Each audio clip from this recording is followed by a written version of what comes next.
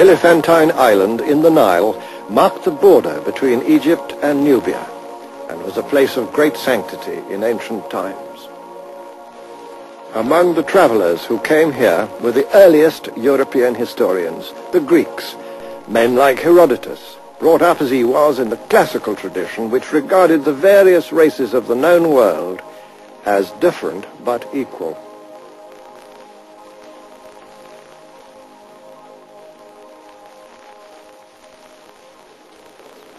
The Greeks knew Egypt well and firmly believed that the original Egyptians were black people who had come from the south to settle the land of the Nile. But Herodotus himself got no further than this. He was prevented by the first cataract from traveling further south. And so he never saw the huge temple which Ramesses II chose to build here at Abu Simbel, further south into inner Africa than any other great monument built by the pharaohs to celebrate their power. A few years ago, with immense ingenuity, the entire structure was lifted to a new site, above the artificial lake which has drowned all the sites of the most ancient kingdoms that flourished here in Nubia, even before the first of the pharaohs. But why should he have built this great temple so far to the south? Perhaps because his queen, Nefertari, was herself a Nubian. And also because these were the people of the south, whom he wanted to impress with evidence of the prisoners he'd taken in faraway Syria and Asia Minor.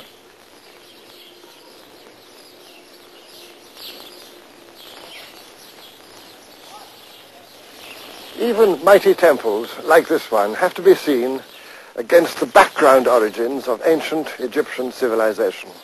And those origins, in the light of modern science, were above all African. No matter what ideas or customs the pharaohs may have found in the Asian lands they conquered, Egypt's beginnings were in the south, in this inner Africa which the ancient Egyptians called the land of the gods, of the African gods whom they revered as their guardian spirits.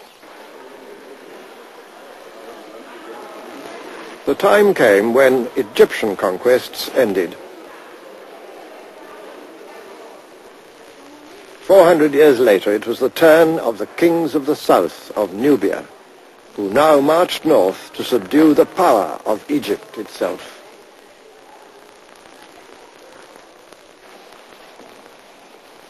And here is the most famous of those mighty kings of the south, recognized by the peoples of that time, the 7th century BC, as among the masters of the world. This one, as it happens, received a favorable mention in the Bible, in the book of Kings, as the emperor of Kush and of all Egypt, whose name was Taharka. By 650 BC, the Nubian kings who had subdued Egypt were ready to withdraw to the south, to Napata, and then to a new capital in their kingdom of Kush, at Meroe.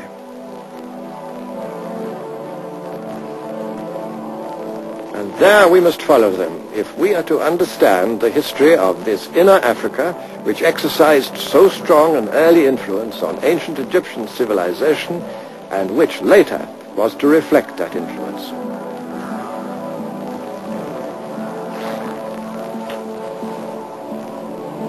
The city of Meroe was situated 1,000 miles south of the old Egyptian frontier, far into inner Africa.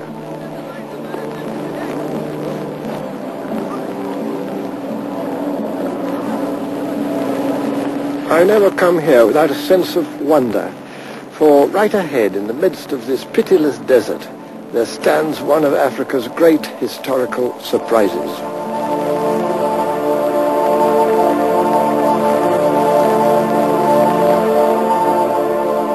Remnants of a lost civilization, standing across the skyline as though shipwrecked on the sands of time.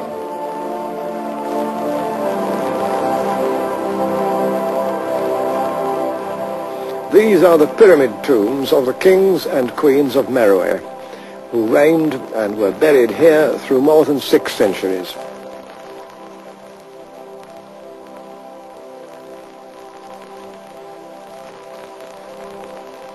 Long ruined by tomb robbers and by time, the pyramids are being restored and even reconstructed.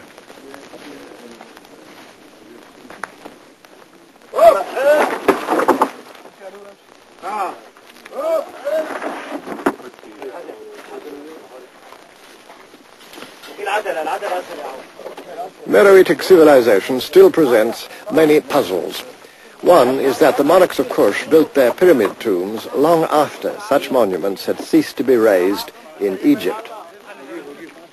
Partly because the pyramids of Meroe are neither as old nor as massive as those of Egypt, it's been assumed that all this was a mere provincial copy of that greater civilization.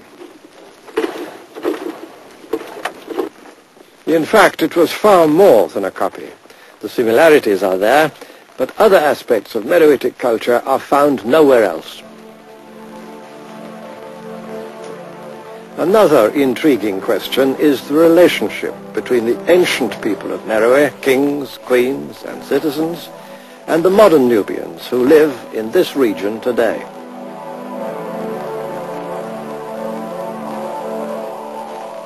We can still see their stylized portraits in stone, but what did they really look like?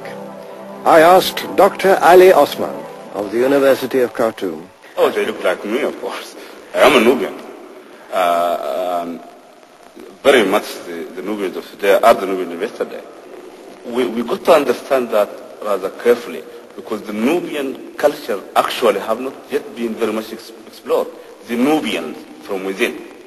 I, the Nubian, what I do and how I behave, wouldn't have changed that much from what the medieval Nubians have done. But the influence that were coming on us as Nubians, starting as early as, you could say, the Egyptian, and coming down to the Muslim and Arab influence, have been changing. That does not mean that the Nubians have changed. But this identity has had to survive many foreign incursions and even conquests. At one time, Meroe fell before the invading armies of Aksum, another ancient kingdom high in the mountains of what is now Ethiopia. In more recent times, the Turks and the British have sent in their armies of occupation. Most lasting of all has been the influence of Islam. But through all these changes, the Nubians have done more than retain their identity. Just as they absorbed influences from elsewhere, so they too have had a deep cultural impact on their neighbors.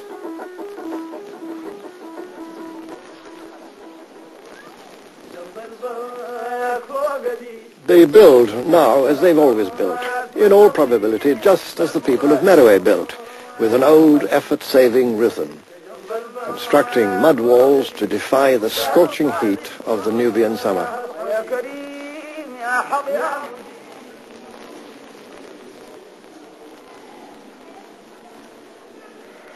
Their beds are no different from those of their ancient ancestors, like this one in Khartoum Museum, with a pattern of headrest which is much the same here and right across Africa as those of 5,000 years ago. And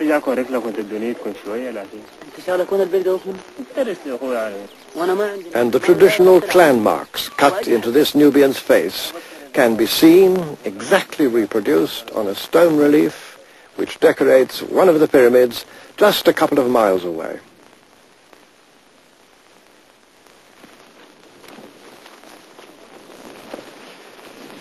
It's been said that Meroe was the Birmingham of ancient Africa.